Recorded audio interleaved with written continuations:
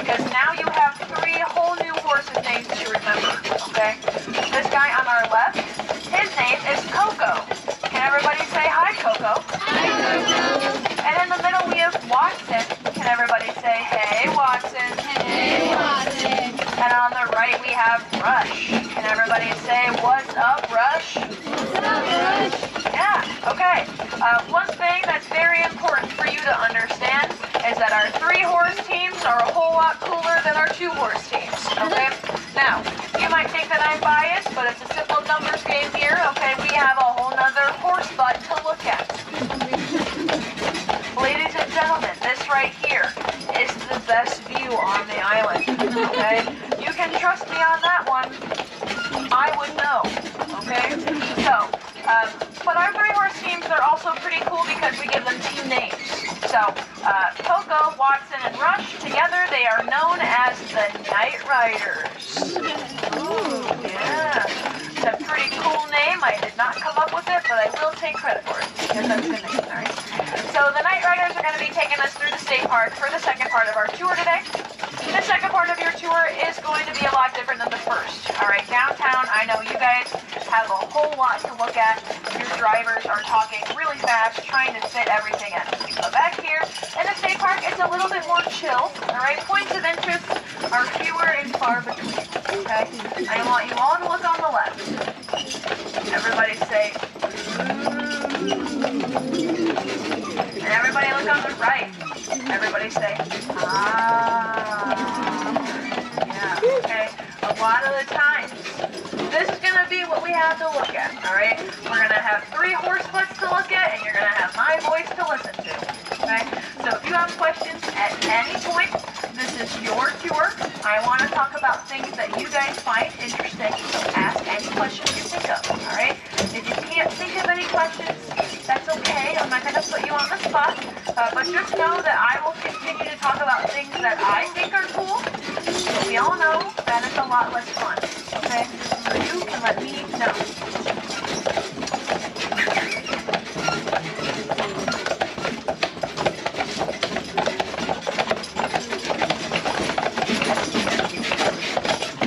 Alright, we are back here in the state park for about an hour, and that is kind of a long time. I do typically like to get to know my groups just a little bit more.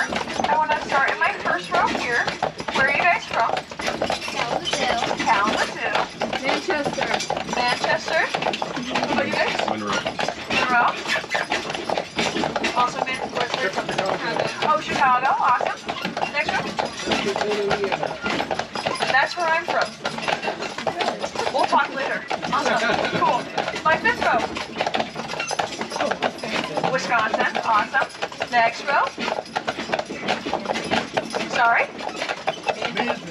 Okay, awesome. And my very last row. Bay City. Cool. Alright. I think everybody share with me where you're from. If you haven't at this point, I am going to assume that you are from Ohio and you don't want me to make fun of you, so that's okay. Well, I'll go ahead and get started here.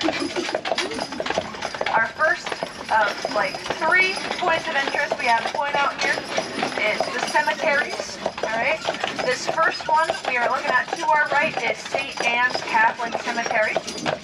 So this actually used to be downtown. If you remember the Twilight and the Windsor, those 2 green buildings, that's actually where this cemetery plot used to be. So they began to move it from downtown back here in the state park in the late 1800s. The island was becoming more of a tourist destination. They didn't want the first thing for you guys to see coming off the boat to be a cemetery. So they brought it back here, all right? They finished that process in 1924, just like you see on the gate right there. That's when they finished putting up this fence here. They had to put something up just because everybody was dying to get in. It was kind of an issue, all right? And so when they moved it, the process, it looked a little bit like moving the headstones first, and then the graves followed. Nothing to worry about with that process. Of course, they wrote down the names of the people on the graves. But they did do that in chalk, right? Now, we have a good amount of people from Michigan here. If you're not familiar with Michigan weather, it does rain sometimes, okay? It does happen. So it did wash away all of those names. Alright, so if you're in here thinking you're talking to your great Aunt Barb, you might actually be talking to Old Man Jenkins from down the street. Typically the people buried here on the island are islanders, you know, residents, people who have lived here their entire lives. You can also be buried here if you own some property or if you own a business. I'm sure you guys have seen Dowd's, the grocery store. The Dowd's family is buried right back there in St. Anne. You can also petition to be buried here on the island if the island was a very special place to you. I know we have some former employees who are buried here on the island.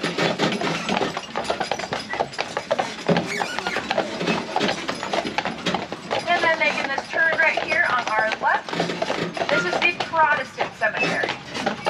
So even in death, Catholics and Protestants don't really seem to be getting along too much. But you'll see that green sign with gold lettering on our left. So that marks the oldest known grave in the Protestant cemetery. So that dates back to 1831. The woman who is buried there, her name is Harriet Mitchell. So Mitchell died at the age of 81. So that is double the life expectancy of that time period. A lot of people thought it was because she never married and never had kids. I'm seeing a decent amount of husbands and children here, so best of luck, ladies, best of luck. Now the oldest known grave in the St. Anne's Catholic Cemetery dates back to 1833. It is actually the daughter of Agatha and Edward Biddle, if you remember the Biddle House downtown. And the final cemetery here on our left is the U.S. Post Cemetery Fort Mackinac. Now, in this cemetery, there are 113 graves. Of those 113 graves, only 24 are known. The rest of those headstones will just say soldier. So you'll see the flag, you might have noticed, it's at half staff, and it's going to remain at half staff 24/7 for the unknown soldier. And a little bit of a fun fact, there's actually only 4 other places in the entire world that will have a flag flying at half staff 24/7 for the unknown soldier. 3 out of those 4 places are in the U.S. It goes Arlington, Gettysburg, and Punchbowl, Hawaii. Now the last one outside of the U.S. is in France, Normandy, D-Day.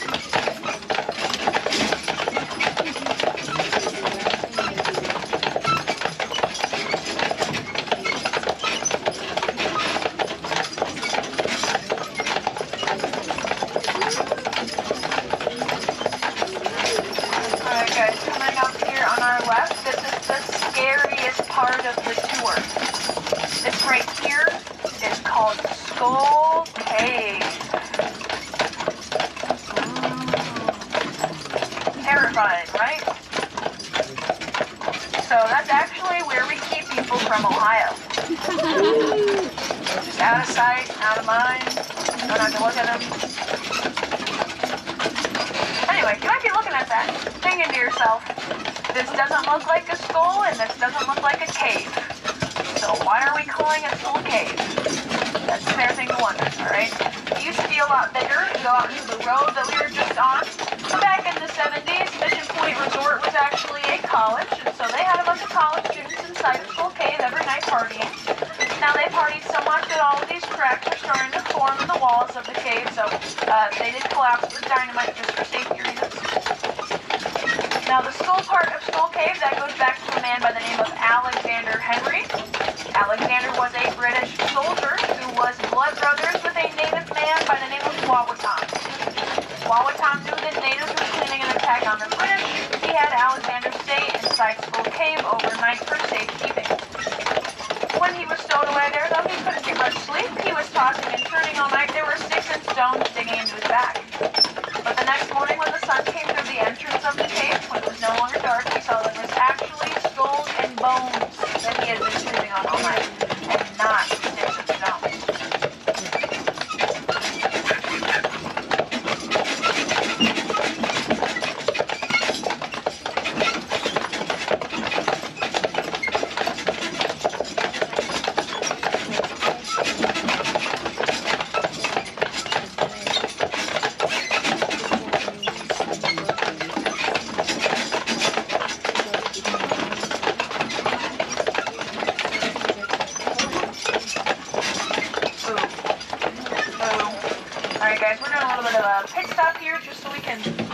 Things really quick. This to our right is Rifle Range. Now, Rifle Range is an active shooting ground at, look at the time, 3 p.m. exactly. So, perfect timing. If I say duck, don't say goose. And you have to run for cover. Okay? Seems that some of you are taking me entirely too seriously here. I want you to know that I'm just joking, okay? It hasn't been active for many years, I promise. Now, all the way down there, though, those buildings and those flags you see, that is Fort Mackinac, and that's going to be the first drop-off location at the end of the tour. If you want to explore Fort Mackinac, start thinking about it. Discuss with the members of your party, all right? But that's not the only fort we have here, all right? There's another one. It's to our left, all the way up past the tops of those trees. If you look actually all the way up there, just to the right a little bit, you're actually going to be looking at absolutely nothing. You can't see everything. Sorry. It is okay, though, okay? I promise. I'm not lying about that one. I'm sure you noticed that staircase that we passed by on our left, all the way back there. So, there's over 200 stairs in that staircase. That's because it'll take you all the way up to Fort Holmes. Fort Holmes is the highest elevation on the island. That is around 890 feet. So, I know it's a lot worth it. It's the second best view on the island. After these woodslands up here, of course. Okay? So, I would recommend that you check it out if you have time. We also have around 75 miles worth of trails, hiking and biking trails. They go all throughout the state park here. 82% of the island is state park. So there's a whole lot of different things to explore.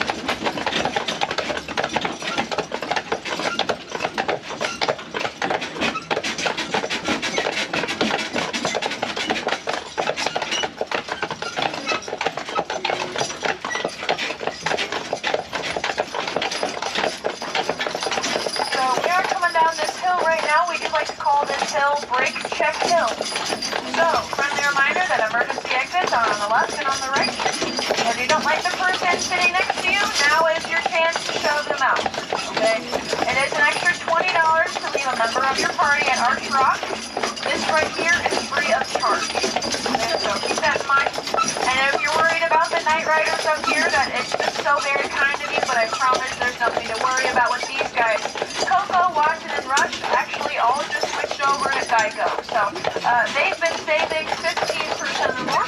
All right, nothing to worry about. These guys have all of the coverage options a horse could ever dream of. Okay. Now, as we all can see, we're not going to be needing Geico today, and that's good.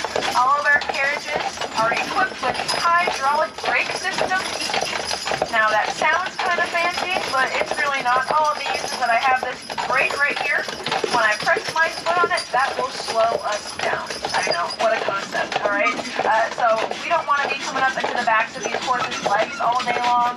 That's no good. So that brake is going to allow us to avoid that, but it's also going to take all of our weight and the carriage's weight completely off of these horses in front of us. So a good way to remember it is that if I use the brake, these horses get a brake. Because they're going to be free walking downhill. And a good portion of this back half of the tour is downhill. A lot of the times, these guys aren't even pulling us, they're just walking.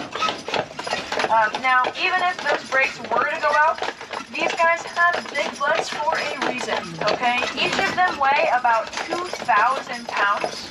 This is 6,000 pounds of horse in front of us right here. Now, that's a lot of horse, okay? So, even if our brakes were to go out, he would be completely fine. And while we're on the topic of their butts, all right, I know they're cute, but you can't touch them, okay? So we're going to be pulling up to Arch Rock. That's kind of like the halfway point between this second half. And that is, Arch Rock is the only place on Mackinac Island that you are allowed to pet a horse, okay? I have a nice team up here, so these guys will let you pet them. Just let me know if you want to.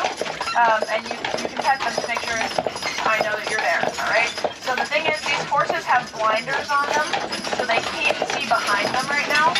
Horses naturally see 340 degrees around them, all right? So the only thing they can't see is directly in front of them and directly behind them. So we put those blinders on them once they pull our carriages, because otherwise they would see a big scary carriage following them. Wherever they went, they would get scooped, run off, and it would not be the joyride that you think it is, okay? So that's why we do that, but it also means they can't see behind them. That means you can't touch their butts, okay? It's just like Finding Nemo. You're not allowed to touch the butts, okay? All right. Well, we got that covered. Now, from this point on into the arch, this is where you guys can ask any questions that you thought of. Otherwise, we can kind of just enjoy the nature for a little bit.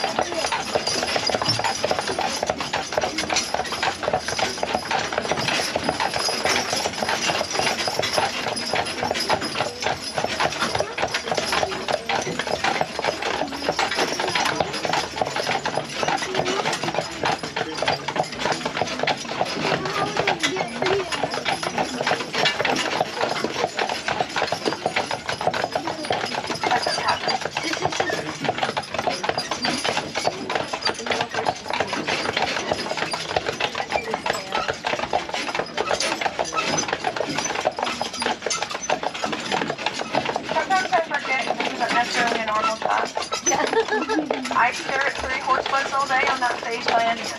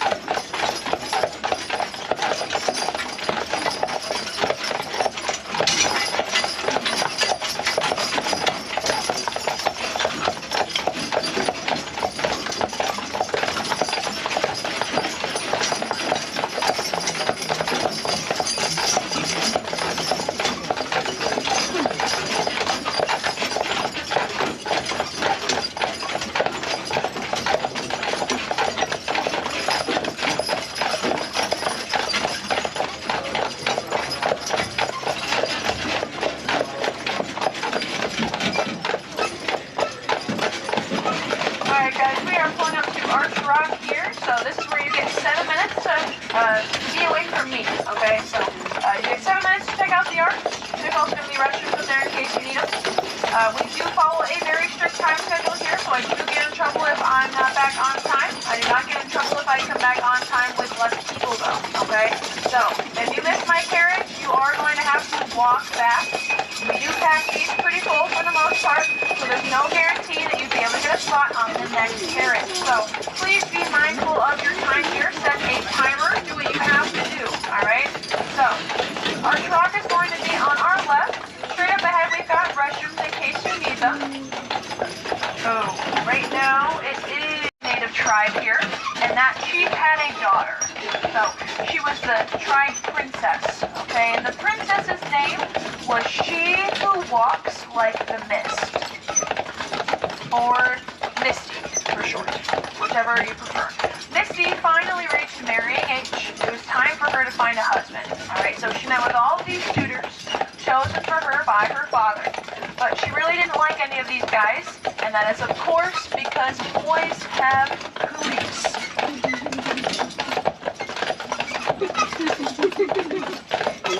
Sorry if this is how you're finding out. You do have cooties, okay, and there's no guarantee that you will ever grow out of them. So good luck, okay? Now, Misty didn't like these cooties, so she was kind of upset. She needed to clear her head, so she went for a walk just around here, alright? And on this walk, she ran into the native god, okay? His name was Itchy Manitou, also known as the Great Spirit, alright? So he was kind of a big deal. He looked at Misty and said to her, Misty, I've been watching you for quite some time now.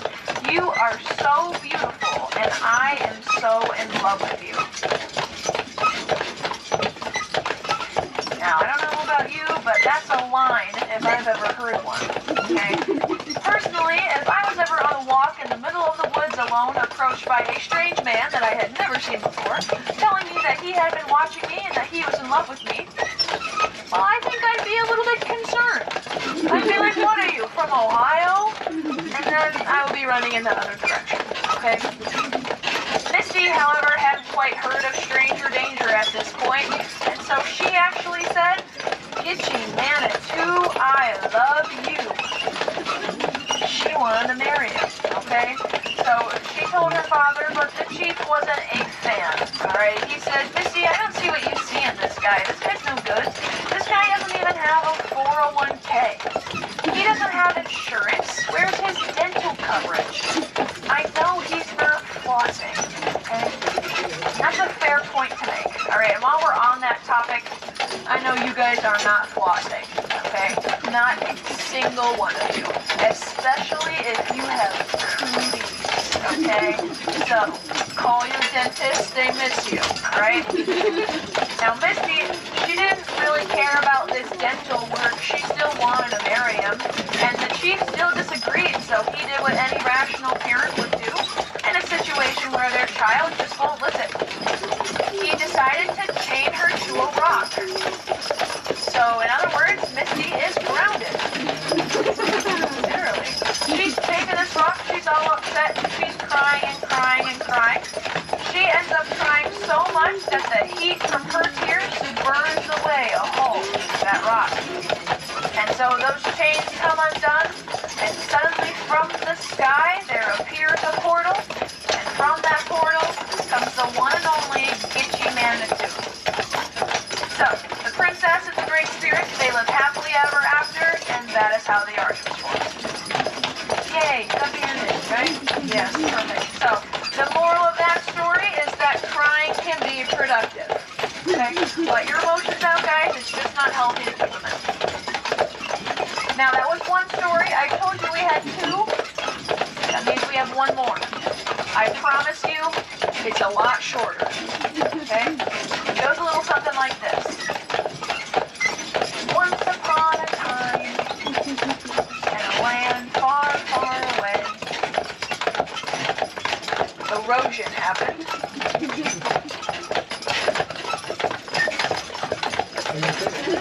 That's it. The end. And they all lived happily ever after. I know, a real page turner, that one. So yes, believe it or not, the arch was not formed from these years. There's actually just years and years of water and wind erosion. But that's just like a whole lot less fun to say.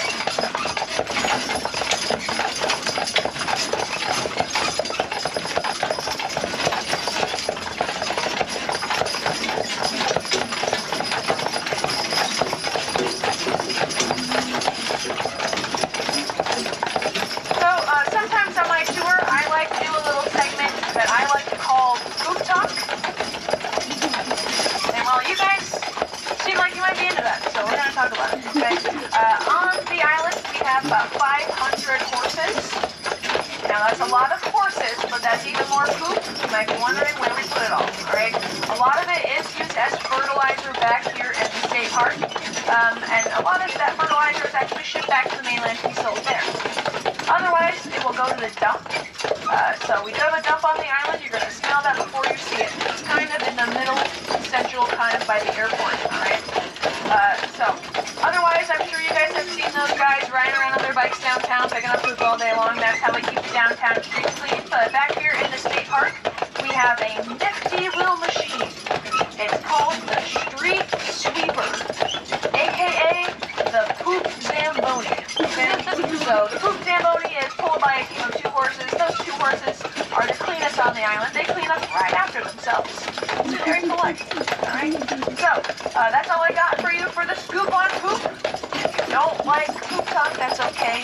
We're going to move on to the next subject. Now, for final topic here on the tour, I do like to talk about the wildlife, just because typically a lot of people ask about what types of animals we have here.